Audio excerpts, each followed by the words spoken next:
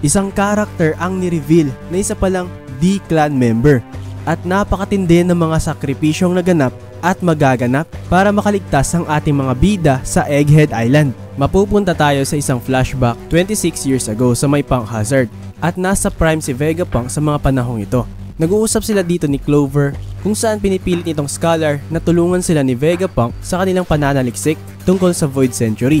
Dagdag pa niya na di nga dapat manatiling nakatago sa dilim itong kasaysayan ng kanilang mundo. Nangangailangan ng kanilang research ng isang eksperto sa lahat ng bagay kagaya nitong si Vegapunk. At sagot naman ni Vegapunk na nagtatrabaho na daw siya sa world government ngayon at napakadelikado kapag malilikman ang kanyang mga research. At saka ilang beses na nga raw nahuli itong si Clover, kaya kung pwede mag-isip-isip siya. Di ba raw naisip nitong si Clover na kaya siya hinahayaan muna dahil para malaman ng world government kung sino pa itong mga kasamahan niya. Kaya mas mabuting wag nang halongkatin pa nitong si Clover ang nakaraan dahil sa di naman siya makakahanap ng sagot para sa mga mabuti o masama mula sa mga kwentong napakatanda na. Then sabi naman ni Clover na may kakilala daw siyang may dinadalang di sa kanyang pangalan at namatay ito sa kanyang harapan at kuya niya daw to. At sinabi na nga dito ni Clover na ang tunay niyang pangalan ay si Cleom D. Clover. At para makaligtas ay nagsinungaling siya kung saan sinabi niyang kaibigan lang daw niya itong kasama niya, which is ang kuya niya.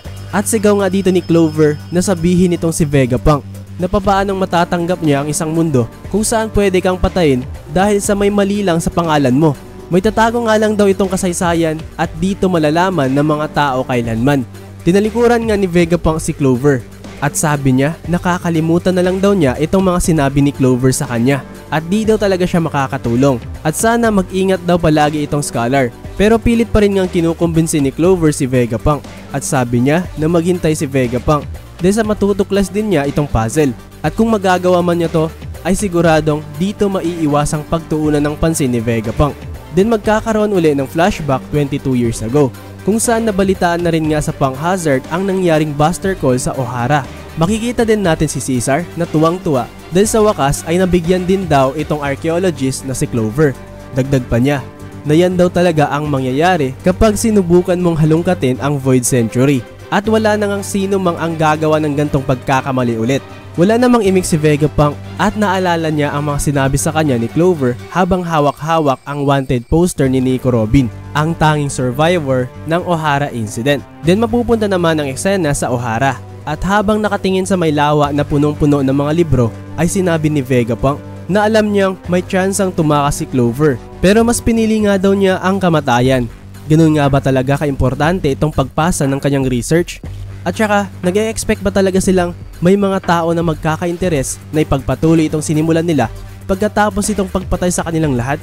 Then mababalik na sa Egghead Island at tuloy-tuloy pa rin itong broadcast ni Vegapunk. Makikita din natin si Zeph at ilang karakter at si Robin na umiiyak habang nakikinig sa broadcast.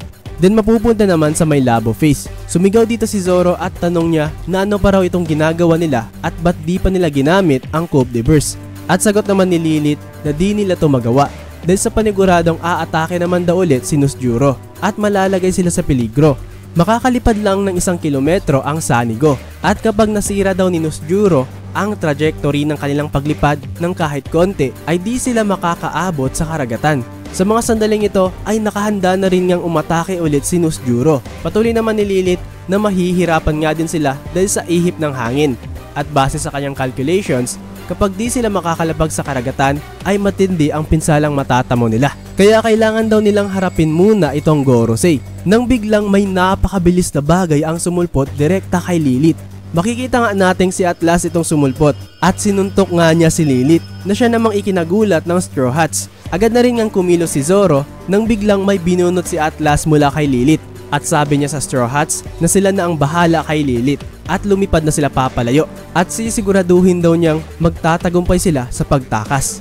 Nabigla naman ng gusto sina Usopp at Chopper sa mga sinabi ni Atlas at pinaalam na rin ni York sa mga Gorosei na wala na daw ang access ni Lilith at si Atlas na lang ang natitira sa mga Vegapunk. Inutos na rin ni Nami na dalhin nila papasok ng barko si Lilith at makikita nating lumipad na rin papalayo si Atlas sa Sanigo at sasalubungin nga niya si Nusjuro habang sigaw naman nila Usopp na ipaliwanag ni Atlas itong mga ginawa niya. Umaksyon na rin kagad si Jinbei at sabi niya na umalis na sila at pagsisisihan daw nila to kapag nag-alinlangan pa sila. At sigaw naman ni Zoro kay Brook na gamitin na niya ang Coup de Burst, habang si Atlas naman ay papalapit na nga kay Nusjuro. Nagawa ng Gorosei na mahiwa ang isang kamay ni Atlas, pero nagawa pa rin niyang makalapit at mahawakan ang Gorosei. At buong lakas nga niyang tinutulak pabalik si Nusjuro. At dahil dito ay tagumpay ngang nakalipad ang Straw Hat Pirates mula sa Labo Face. Then mapupunta naman sa bakbakang nagaganap sa pagitan nila Luffy, Emmet at ng mga Gorosei. At tanong naman ng mga Marines dito na ano daw itong nangyayari. May ahas, baboy ramo, ibon at ngayon naman isang higanteng robot. At tanong pa nila sa kanilang Vice Admiral Hound na saan nanggaling itong mga nilalang na to. Then sigaw ng kanilang Vice Admiral na wala din siyang ideya sa mga nangyayari. Makikita naman natin na manghang-mangha si Luffy sa pagdating ni Emmet. Pati na rin nga ang lahat ng mga nasa barko ng Giants ay namangha din. Then kinausap na nga ni Emmet si Luffy at tinawag niya itong Joy Boy. At natutuwa daw siya dahil sa nagtagpo din sila ulit. Wala ngang ideya si Luffy sa kung sinong Joy Boy itong tinutukoy ni Emmet. At napalingon nga siya. Nagulat naman si Emmet sa naging reaksyon ni Luffy at sabi niya na siya itong kinakausap niya. Naparito daw siya katulad lang ng dati. Ang kalaban ni Luffy ay kalaban din niya. At nagagalak nga daw siyang makikipaglaban ulit siya para kay Joy Boy. Tuwang-tuwa naman si Luffy dahil sa nakakapagsalita daw itong si Emmet. At patuloy naman ni Emmet na poprotektahan daw niya itong si Joy Boy mula sa panganib. Makikita nating nakahanda na rin nga si Gorosei, Warcury at Jupiter na umatake uli. At sabi pa ni Warcury na kailangan nilang pulbusin sila lahat. Dagdag naman ni Jupiter na mukhang patapos na rin ang broadcast ni Vegapunk. Nakahanda na ngang maglayag ang mga Giants at tanong pa nila kay Luffy na kung kakampay ba raw nila si Emmet. At sabi naman ni Luffy na di niya alam. Pero may binanggit nga daw ito patungkol sa pagprotekta kay Joy Boy. At tanong pa ni Luffy na sino kaya yun. Di naman inakala ng mga Giants na nakausap ni Luffy si Emmet dahil sa wala nga silang narinig. Di na rin nga nag-aksayang pa ng oras ang mga Marines at inutos na rin ng kanilang Vice Admiral na paulanan ng putok ng kanyon ang barko ng mga Giants. Then mabalik naman ang eksena kay Emmet. At dito nga ay sinugod na nga ni Gorosei Jupiter si Emmet na siya namang inangat ang kanyang braso at parang may ipapasabog sana. Nakabang nga din sina Franky at Sanji sa kung ano itong ipapaputok ni Emmet. Pero sa kasamang palad ay di nga niya ito nagawa at napasigaw naman sina Luffy na mag-ingat daw itong si Emmet. Nagawa ngang masakmal ni Jupiter ang isang braso ni Emmet. Pero nagawa naman itong ancient robot na mapigilan ang Gorosei na makapagbigay pa ng pinsala gamit ng isa pa niyang braso. At sabi naman nila Franky na baka dahil nga sa nagmula pa ng 900 years ago si Emmet ay sobrang naluma na ang kanyang mga sandata at di na niya ito magamit. Then sabi naman ni Saturn kay Jupiter na tirisin niya itong si Emmet para matapos na ang broadcast. Sabay nga ding lundag ni Saturn papunta ng barko ng mga Giants at sabi pa niya na di niya hahayaang makatakas itong sina Luffy. At sobrang sama pa nga ng kanyang titig kina Kuma at Bonnie. Sa mga sandaling ito ay napansin na nga ni Sanji itong Sanigo na papabagsak na papunta sa kanila. At sabi pa ni Zoro dito na kumapit sila ng maigi dahil sa babagsak na sila. Then mababalik naman kina Atlas at Nusjuro. At nagets na rin nga nitong si Nusjuro na balak ni Atlas na isakripisyo ang kanyang sarili. At bigla nga niya tong napabitaw nang matamaan niya to ng kanyang espada. At habang nakangiti ay sagot naman ni Atlas na hindi naman. Tumutulong lang naman daw siya. At bigla ngang nagkaroon ng isang napakalaking pagsabog sa kung nasaan sina Nusjuro at Atlas. Tagumpay ngang nakalipad papalayo ang Straw Hats mula sa Labo Face. At sigaw pa nila Usopp at Chopper dito na hindi daw nila to magagawa kung di dahil kay Atlas. At patuloy naman sa broadcast ni Vegapunk kung saan nabanggit na rin nga ni Vegapunk ang pangalang Gol D. Roger na siyang 25 years ago ay naging hari ng mga pirata.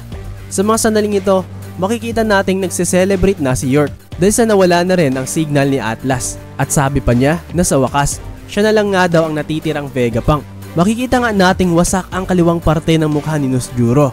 At dahil nga to sa ginawang self-destruct ni Atlas. At mukhang alam nga niyang mali itong inakala ni York dahil sa nakaligtas si Lilith dala ng Straw Hat Pirates. Then sabi naman ni Saturn na mukhang sobrang napabayaan nila si Vegapunk sa kanyang mga sinabi. Nakahanda na rin nga ulit sumugod sina Jupiter at Warcury kay Emmet. At sabi naman ni Emmet na mukhang kinalawang na daw talaga siya. At sabi pa niya na mukhang ito na nga daw ang panahon na tinutukoy sa kanya ni Joy Boy dati. At may tinutukoy nga dito si Emmet na isang bagay na tinanong pa niya kay Joy Boy na kung maaari na ba ro niya to gamitin. Masasabi nga natin na baka isang self-destruction itong tinutukoy ni Emmet dito. Pero malay nga natin na baka may inihanda si Oda na di natin ma-expect mula kay Emmet. At patuloy naman sa broadcast ni Vegapunk at sabi niya na confident siyang nagkaroon na rin ng sari-sariling konklusyon itong mga tagapakinig sa kanyang broadcast sa puntong ito. At aasahan nga niya na ang maaaring epekto nito sa kanilang kinabukasan.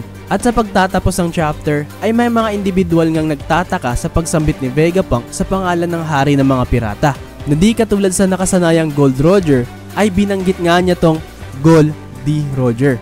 At dito na nagtatapos ang chapter 1120 ng One Piece. So kung nagustuhan nyo man ang ating video ay wag po sanang kakalimutang mag-iwan ng like sa atin.